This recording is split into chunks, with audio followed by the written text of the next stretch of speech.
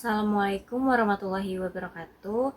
Yang terhormat kepada Ibu Regiana dan juga Ibu Fijri selaku dosen pengampu pada mata kuliah praktik laboratorium konseling perorangan. Perkenalkan, saya Risha Syakila Yulianda dengan NPM 2023-01500924. Pada kesempatan kali ini saya akan melakukan praktik konseling individu menggunakan pendekatan konseling realitas atau reality therapy. Kasus yang saya angkat dalam praktik ini adalah seorang siswi SMP kelas 8 bernama Alia yang mengalami permasalahan dalam hubungan sosial di sekolah. Selama beberapa bulan terakhir, Alia mulai menunjukkan perubahan perilaku. Ia menjadi lebih pendiam, sering menyendiri saat jam istirahat, enggan menyampaikan pendapat di kelas, serta mulai menghindari kegiatan sekolah maupun kegiatan di kelas. Nah, setelah melakukan penggalian masalah, diketahui bahwa perilaku tersebut muncul karena Alia merasa minder, kurang percaya diri, dan juga takut mendapatkan penilaian negatif dari teman-temannya. Meskipun demikian, sebenarnya Alia memiliki keinginan untuk dapat diterima oleh teman-temannya, memiliki hubungan sosial yang baik, serta mengikuti kegiatan sekolah dengan nyaman. Nah, akan tetapi rasa takut yang dimilikinya membuat Alia memilih untuk menghindari berbagai situasi sosial. Pilihan perilaku tersebut memang membuat Alia merasa nyaman, aman untuk sementara waktu, tetapi di sisi lain justru membuatnya semakin jauh dari teman-temannya dan semakin sulit memenuhi kebutuhannya untuk diterima dalam lingkungan sekolah. Melihat kondisi tersebut, pendekatan yang digunakan pada sesi konseling ini yaitu konseling realitas. Pendekatan ini menekankan bahwa setiap individu memiliki kemampuan untuk memilih perilakunya sendiri serta bertanggung jawab terhadap pilihan yang diambil. Fokus utama konseling realitas ini bukan pada kesalahan di masa lalu, melainkan pada perilaku yang sedang dilakukan saat ini dan bagaimana perilaku tersebut dapat diubah agar lebih efektif dalam memenuhi kebutuhan konseling. Dalam pelaksanaan konseling ini, proses konseling akan melalui tahapan WDEP, yaitu Wants, Doing, Evolution, dan juga Planning. Selain menggunakan tahapan tersebut, selama proses konseling juga saya menerapkan beberapa asas dalam bimbingan dan konseling.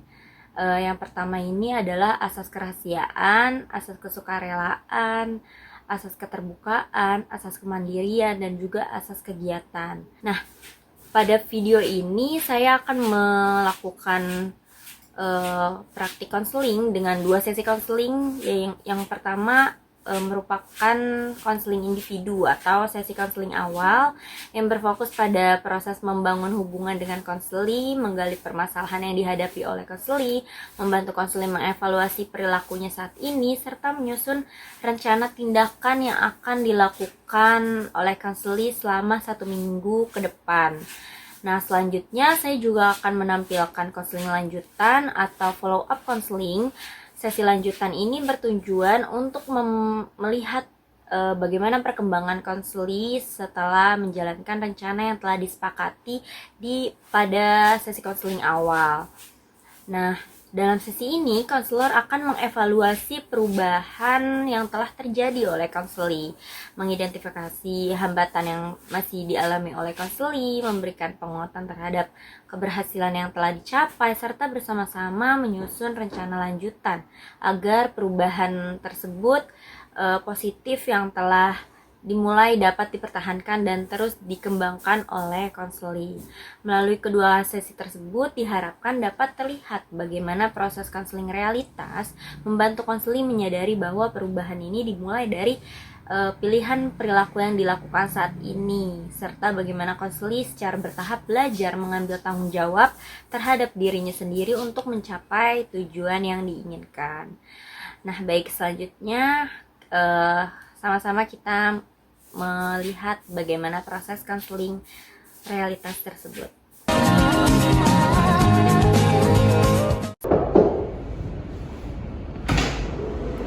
Assalamualaikum Bu. Waalaikumsalam. Alia yang mau konseling. Oh iya, silakan masuk. Sih Bu. Iya. Gimana kabarnya hari ini Alia? Baik Bu, cuma masih agak deg-degan gitu. Oh, wajar kok kalau masih deg-degan. Banyak siswa juga yang begitu waktu pertama kali masuk ruang BK. Jadi Alia santai aja ya. Di sini ibu nggak lagi nyari siapa yang salah, dan ibu juga tidak akan menghakimi Alia. Ibu di sini hanya mau mendengar cerita Alia supaya kita bisa memahami apa yang Alia alami dan mencari jalan keluarnya bersama. Jadi kalau ada hal yang ingin Alia ceritakan, Alia bisa cerita pelan-pelan ke ibu ya. Ya Bu. Ibu memanggil Alia ke sini karena akhir-akhir ini ibu melihat Alia lebih sering sendiri, lebih diam di kelas, dan beberapa kali nggak ikut kegiatan ya. Tapi ibu nggak ingin langsung menyimpulkan sih, ibu mau mendengar dari Alia sendiri. Menurut Alia, akhir-akhir ini Alia sedang mengalami apa? Saya juga bingung mulainya dari mana Bu. Cuma saya merasa sekarang lebih nyaman sendiri. Oh, berarti perubahan itu datangnya sendiri ya? Sejak kapan Alia mulai merasa seperti itu? Mungkin beberapa bulan terakhir Bu, awalnya biasa aja, tapi lama-lama saya lebih males ikut kegiatan dan kalau istirahat lebih suka menyendiri. Oh, berarti perubahan itu datangnya pelan-pelan ya, bukan secara tiba-tiba. Saat Alia memilih sendiri, apa yang Alia rasakan? Kadang lebih aman Bu, soalnya kalau sendiri saya nggak perlu mikir harus ngomong apa atau takut salah. Tapi kadang sedih juga kalau ada teman-teman yang lain kelihatan akrab. Oh, jadi satu sisi sendiri terasa aman, tapi di sisi lain Alia juga sedih kan, karena sebenarnya mau gitu bisa seperti teman-teman yang lain. Iya Bu. Terima kasih Alia sudah mulai cerita. Nggak semua orang mudah membicarakan hal yang membuatnya nggak nyaman. Hari ini kita akan mencoba lihat bersama apa yang sebenarnya Alia inginkan, apa yang Alia lakukan selama ini, apakah cara itu membantu Alia, dan langkah kecil apa yang bisa mulai Alia lakukan. Kita pelan-pelan saja ya. Iya Bu. Terus supaya ibu lebih paham, boleh Alia ceritakan situasi yang paling sering membuat Alia memilih diam atau menjauh? Biasanya kalau lagi kumpul sama temen Bu, saya suka ngerasa nggak percaya diri, takut kalau saya ngomong nanti malah gak nyambung, takut diabaikan atau takut dianggap aneh. Oh, jadi saat berada di teman-teman, Alia sering merasa minder dan takut dinilai negatif ya? Iya Bu. Lalu karena perasaan itu, Alia jadi lebih sering memilih diam, menjauh, atau tidak ikut kegiatan? Iya Bu, soalnya rasanya lebih aman kalau saya nggak terlalu ikut. Oh baik, jadi masalah utama yang Alia rasakan sekarang adalah mulai menarik diri dari teman dan kegiatan sekolah karena merasa minder, kurang percaya diri, dan takut dinilai negatif. Ibu tangkap seperti itu ya? Iya Bu.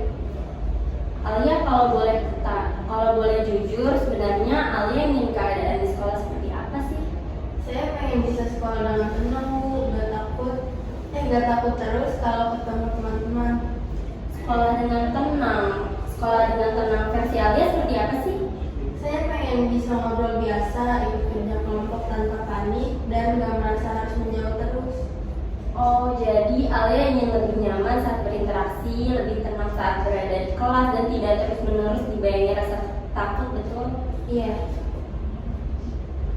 Kalau soal teman, apa yang Alia harapkan? Saya pengen punya teman yang dekat dan bisa bikin saya ngerasa diterima. Kadang saya rasa ada di antara mereka tapi nggak benar-benar masuk. Berarti Alia ingin merasa diterima, dihargai, dan punya tempat di lingkungan teman-teman ya? Iya Bu. Kalau di kelas, Alia ingin seperti apa? Saya pengen bisa lebih berani Bu, gak harus jadi anak yang paling aktif, tapi setidaknya kalau ada diskusi atau guru bertanya saya nggak langsung takut. Jadi Alia gak mau menjadi orang lain, Alia hanya pengen menjadi versi dirinya yang lebih nyaman dan lebih berani, betul?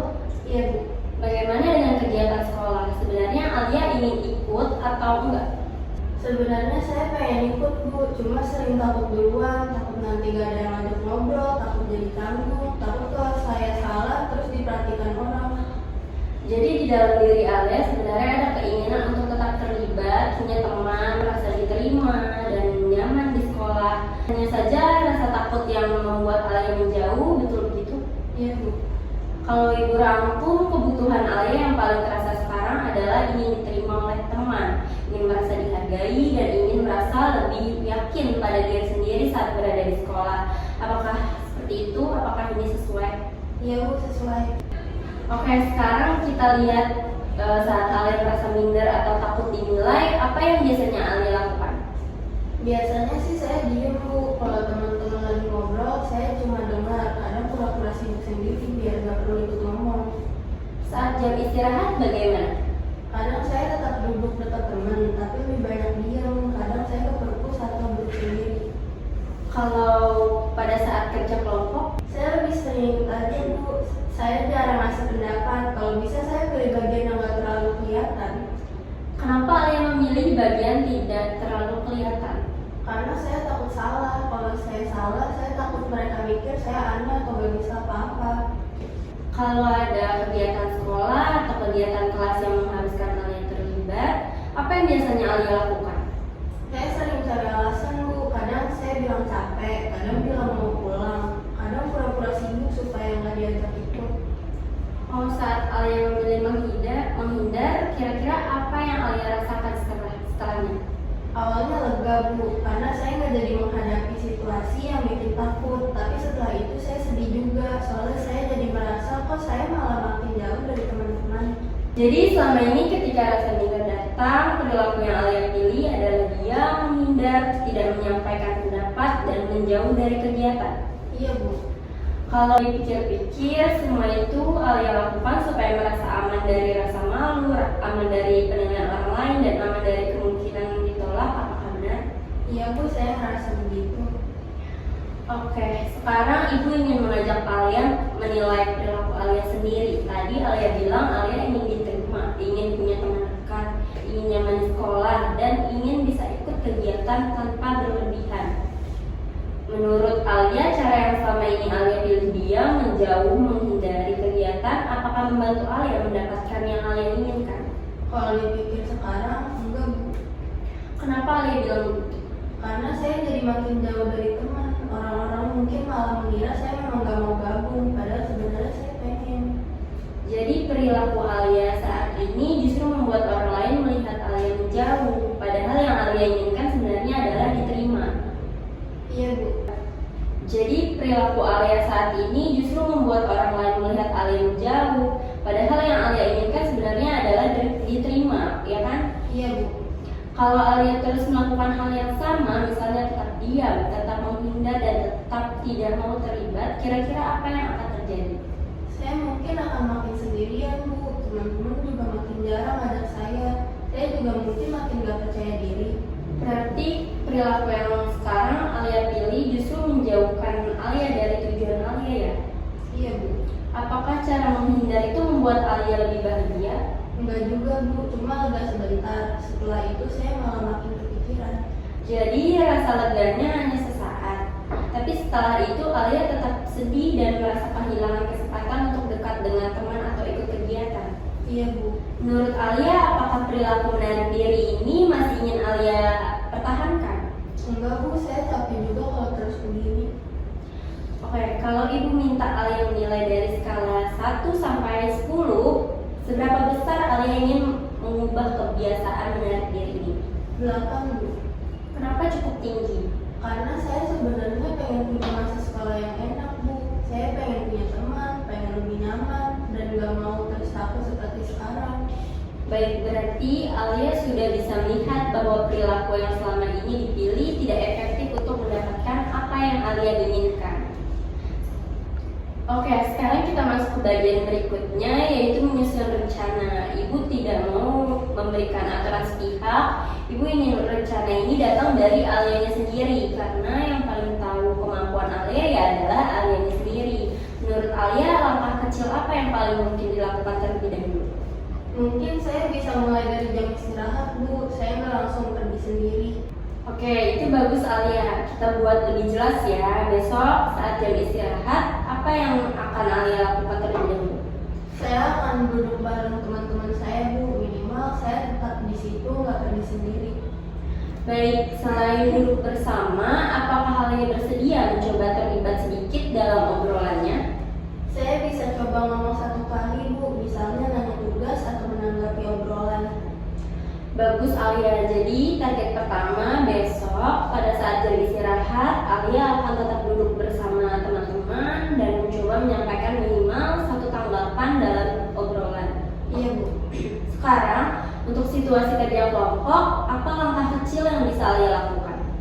Saya mau coba kasih satu pendapat Bu, gak harus panjang tapi setidaknya saya ngomong.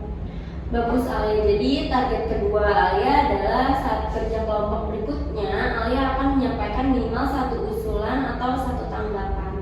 Iya Bu.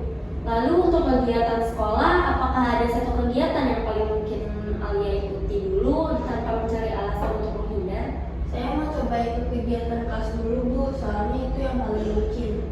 Baik, jadi target ketiga minggu ini Alia akan mengikuti satu kegiatan kelas sampai selesai. Iya Bu. Oke, Alia tadi juga menyebut ada satu teman yang cukup membuat Alia nyaman ya. Siapa namanya? Nisa Bu. Apa yang bisa Alia lakukan terkait Nisa? Saya bisa duduk dekat Nisa atau mulai ngobrol duluan sama dia. Bagus, jadi target keempat, Alia akan memulai percakapan singkat dengan Nisa, misalnya menanyakan tugas atau membahas pelajaran. Iya Bu. Sekarang Ibu ingin menambahkan satu hal. Saat rasa takut Alia muncul dan Alia ingin menghindar, Alia perlu mengingatkan diri sendiri dengan pertanyaan sederhana. Kalau aku menghindar sekarang, apakah itu mendekatkan aku ke tujuan aku atau malah menjauhkan? Menurut Alia, kalimat itu bisa dipakai? Bisa Bu. Oke, bagus. Jadi rencana Alia untuk 1 minggu ke depan adalah yang pertama ini saat istirahat tetap duduk bersama teman dan menyampaikan minimal satu tanggapan. Yang kedua, saat kerja kelompok, Alia menyampaikan minimal satu pendapat. Yang ketiga, Alia mengikuti satu kegiatan kelas sampai selesai. Yang keempat, Alia memulai percakapan singkat dengan Nisa. Dan 5, Alia meningkatkan diri sendiri untuk tidak langsung menghindar saat rasa takut muncul. Apakah Alia merasa rencana ini realistis?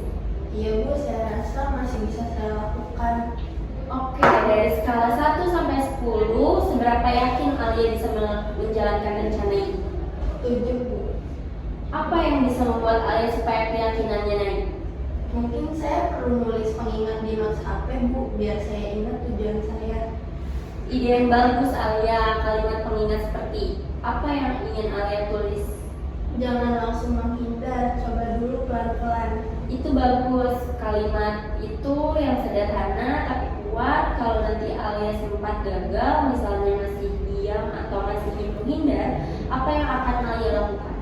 Saya akan coba lagi Bu, gak langsung menyerah. Nah, itu penting banget Alia. Yang kita latih adalah kebiasaan baru. Jadi nggak harus langsung sempurna. Oke, sebelum kita akhiri, Ibu ingin Alia menyimpulkan dengan kata-kata Alia sendiri setelah sesi ini, apa yang Alia pahami tentang masalah Alia?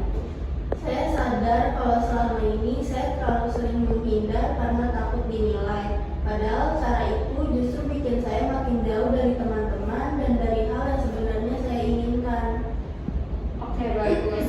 Lalu apa yang Alia pilih untuk mulai dilakukan?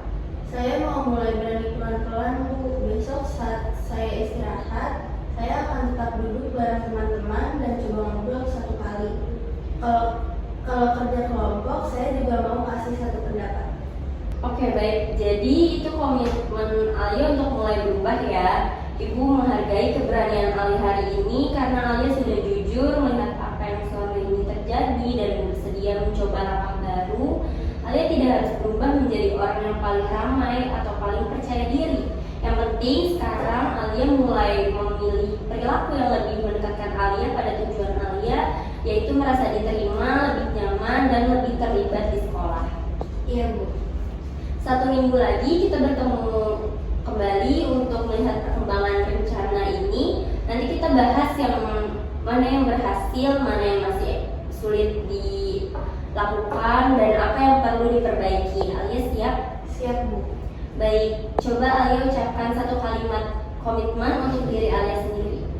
Saya mau berhenti terus-terusan menghindar dan mulai berani pelan-pelan supaya saya bisa lebih nyaman di sekolah.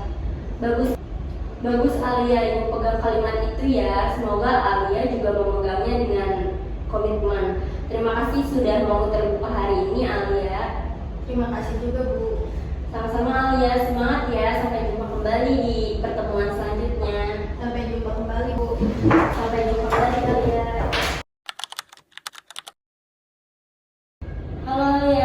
pagi, senang bisa bertemu lagi dengan Alia hari ini. Pagi Bu, ya terima kasih. Nah, bagaimana kabarnya Alia hari ini?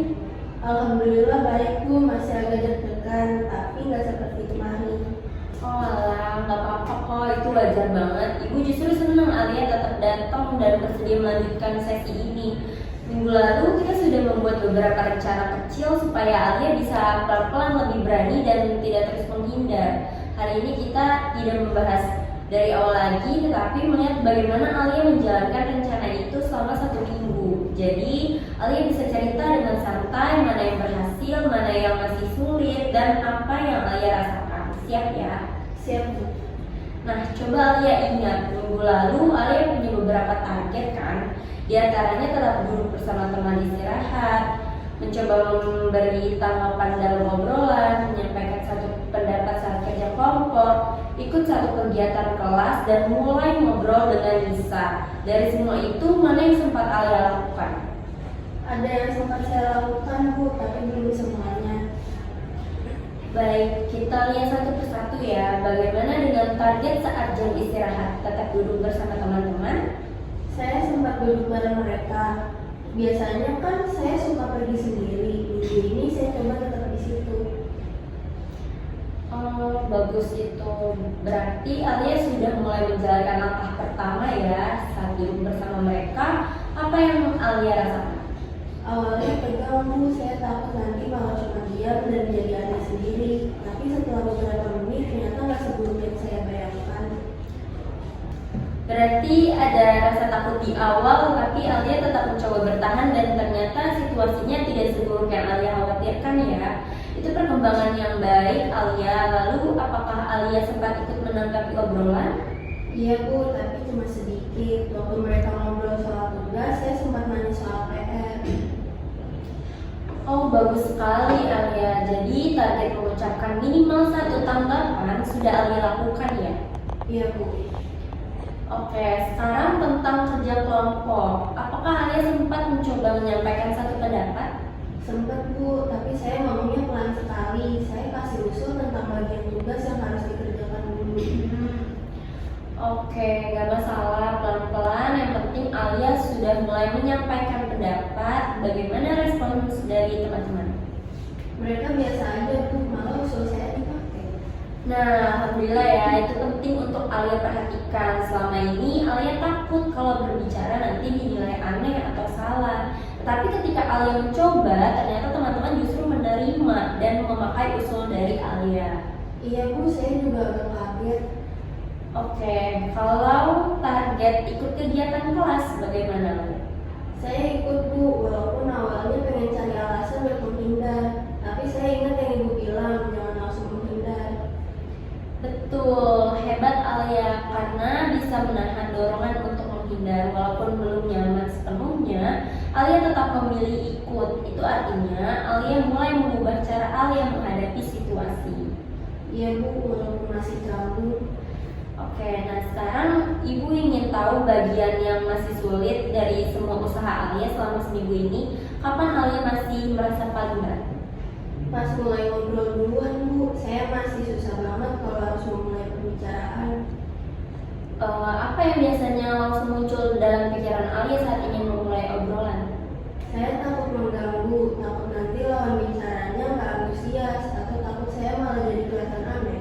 Jadi rasa takut dinilai itu masih cukup kuat saat Alia harus memulai interaksi ya? Iya Bu. Oke, kalau saat rasa takut itu datang, apa yang biasanya Alia lakukan? Kadang saya jadi batal ngomong, saya nunggu teman duluan yang ajak ngobrol. Baik, jadi sekarang kita bisa melihat bahwa Alia sudah mulai berani bertahan dalam situasi sosial, mulai memberi tanggapan, bahkan mulai menyampaikan pendapat. Tetapi untuk memulai percakapan, Alia masih sering tertahan oleh pikiran takut dinilai. Betul begitu Alia? Iya Bu. Oke, sekarang coba Alia nilai sendiri. Dibanding minggu lalu, apakah perilaku Alia minggu ini sudah sedikit lebih mendekatkan Alia pada tujuan Alia, yaitu lebih nyaman di sekolah atau tidak terus menjauh dari teman? Iya Bu, sedikit-sedikit iya. Apa yang membuat Alia merasa begitu? Karena ternyata kalau saya coba tetap gabung, saya nggak selalu ditolak. Saya juga jadi merasa lebih berusaha. Oke, bagus. Jadi Alia mulai punya pengalaman baru bahwa nggak semua situasi berakhir buruk seperti yang Alia bayangkan. Menurut Alia, mana yang lebih membantu Alia sekarang, menghindari seperti dulu atau mencoba pelan-pelan seperti minggu ini? Mencoba pelan-pelan Bu, soalnya walaupun takut hasilnya lebih baik daripada saya langsung kabur. Oke, berarti Alia sudah bisa menilai sendiri bahwa langkah kecil yang Alia lakukan lebih efektif daripada kebiasaan menghindar. Iya Bu. Oke Alia, dari skala 1 sampai 10, seberapa yakin Alia bisa menjalankan rencana yang sudah kita buat selama ini? 9 Bu. Wah, bagus. Berarti udah naik dari sebelumnya ya. Menurut Alia, apa yang membuat keyakinan Alia naik? Karena minggu ini saya udah buktiin kalau saya ternyata bisa mulai sedikit-sedikit. Oke, Ibu setuju Alia. Alia memang belum sepenuhnya bebas dari rasa takut, tapi Alia udah bergerak. Dan itu yang penting, perubahan itu nggak harus langsung besar. Yang penting yang kita cari adalah kemajuan yang konsisten. Oke, minggu depan kita lihat lagi perkembangan Alia, terutama soal memulai percakapan dan bertahan dalam interaksi tanpa langsung menghindar. Alia siap? Siap Bu. Oke, sebelum selesai, coba Alia ucapkan satu kalimat komitmen untuk diri Alia hari ini. Saya mau tetap mencoba pelan-pelan, gak langsung mundur dan lebih berani memulai ngobrol. Oke, bagus sekali Alia, Ibu senang mendengarnya. Terima kasih ya Alia sudah berusaha dan mau jujur tentang proses yang sudah kita lalui. Kita lanjutkan lagi di pertemuan berikutnya. Terima kasih Alia. Terima kasih Bu. Melalui 2 sesi konseling yang telah dilakukan, yaitu sesi konseling awal dan juga sesi konseling lanjutan, dapat dilihat bahwa proses konseling tidak hanya berfokus pada penyelesaian masalah sesaat, tetapi juga membantu Alia atau konseli membangun kesadaran, tanggung jawab, dan juga komitmen untuk melakukan perubahan secara bertahap. Nah, pada sesi konseling pertama, Alia datang dengan permasalahan utama berupa rasa minder, kurang percaya diri, dan takut mendapatkan penilaian negatif dari teman-temannya. Perasaan tersebut membuat Alia memilih untuk menarik diri dari lingkungan sosial di sekolah. Alia menjadi lebih pendiam, lebih sering menyendiri saat jam istirahat, enggan menyampaikan pendapat di kelas, serta mulai menghindari berbagai kegiatan sekolah maupun kegiatan kelas. Nah, melalui proses konseling, konseli diajak untuk mengungkapkan apa yang sebenarnya dirasakan, apa yang diinginkan, serta apa yang menjadi kebutuhan utamanya. Dari hasil eksplorasi tersebut diketahui bahwa sebenarnya Alia ingin memiliki teman yang dekat, ingin diterima oleh lingkungan, ingin merasa nyaman berada di sekolah, serta ingin mampu mengikuti kegiatan sekolah tanpa dihantui rasa takut dan juga rasa minder. Selanjutnya, konseli diajak melihat perilaku yang selama ini dipilih ketika menghadapi situasi sosial. Konseli menyadari bahwa selama ini ia lebih sering memilih diam, menghindar, tidak menyampaikan pendapat, bahkan mencari alasan agar tidak terlibat dalam kegiatan di sekolah. Pada awalnya, perilaku tersebut dianggap sebagai cara yang paling aman untuk menghindari rasa malu dan juga ketakutan konseli. Namun, setelah melalui proses evaluasi, konseli mulai memahami bahwa perilaku tersebut justru membuat dirinya semakin jauh dari tujuan yang sebenarnya ingin dia capai. Salah satu bagian penting dalam konseling realitas adalah ketika konseli mampu mengevaluasi perilakunya sendiri. Dalam sesi pertama, terlihat bahwa konseli mulai menyadari bahwa kebiasaan menghindar hanya memberikan rasa lega sementara. Setelah itu, konseli justru merasa sedih, semakin kesepian, dan juga semakin sulit menjalin hubungan dengan teman-teman dekatnya. Kesadaran tersebut membuat menjadi titik awal munculnya motivasi untuk berubah. Berdasarkan hasil evaluasi tersebut, konseli kemudian menyusun beberapa rencana tindakan yang realistis sesuai dengan kemampuannya. Rencana tersebut meliputi tetap duduk bersama teman saat jam istirahat, mencoba memberikan satu tanggapan dalam percakapan, menyampaikan satu pendapat saat kerja kelompok, mengikuti satu kegiatan kelas sampai selesai, serta memulai percakapan sederhana dengan teman yang membuatnya merasa nyaman. Seluruh rencana tersebut disusun bersama saya sebagai konselor sehingga benar-benar berasal dari kemampuan dan juga kesepian konselor sendiri. Setelah 1 minggu dilakukan sesi konseling lanjutan untuk mengevaluasi perkembangan yang telah dicapai oleh konseli. Pada sesi tersebut terlihat adanya perubahan yang cukup positif. Nah, konseli berhasil melaksanakan beberapa komitmen yang telah disusun sebelumnya. Konseli mulai berani duduk bersama teman-temannya saat jam istirahat, mulai memberikan tanggapan dalam percakapan, menyampaikan pendapat ketika kerja kelompok, serta mengikuti kegiatan kelas tanpa lagi mencari alasan untuk menghindar. Nah, walaupun demikian, proses perubahan belum sepenuhnya selesai. Konseli masih mengakui bahwa dirinya mengalami kesulitan ketika harus memulai percakapan terlebih dahulu. Rasa takut dinilai negatif masih sering muncul meskipun intensitasnya mulai berkurang dibandingkan sebelumnya. Nah, hal ini menunjukkan bahwa perubahan perilaku konseling merupakan sebuah proses yang membutuhkan latihan secara terus-menerus, bukan sesuatu yang dapat terjadi secara instan. Nah, melalui sesi lanjutan ini, konseli kembali melakukan evaluasi terhadap dirinya sendiri. Konseli menyadari bahwa ketika ia mencoba menghadapi situasi sosial secara perlahan, hasil yang diperoleh ternyata lebih baik daripada yang selama ini dibayangkan. Teman-temannya tidak memberikan penilaian negatif sebagaimana yang ia khawatirkan dan juga ia pikirkan. Bahkan beberapa pendapat yang disampaikan konseli diterima dengan baik oleh teman-temannya dan juga kelompok. Pengalaman tersebut menjadi pengalaman positif yang membantu meningkatkan rasa percaya diri konseli. Selanjutnya konseli memberikan kembali menyusun rencana lanjutan yang lebih menantang tetapi masih realistis untuk dilakukannya. Konseling berkomitmen untuk tetap duduk bersama teman-temannya, lebih aktif dalam percakapan, berani memulai komunikasi dengan teman yang dipercaya, tetap memberikan pendapat ketika diskusi di kelas, serta menggunakan pertanyaan-pertanyaan reflektif sebagai pengingat ketika rasa takut mulai muncul. Langkah-langkah kecil tersebut diharapkan dapat dilakukan secara konsisten oleh konseli sehingga kebiasaan baru yang lebih positif.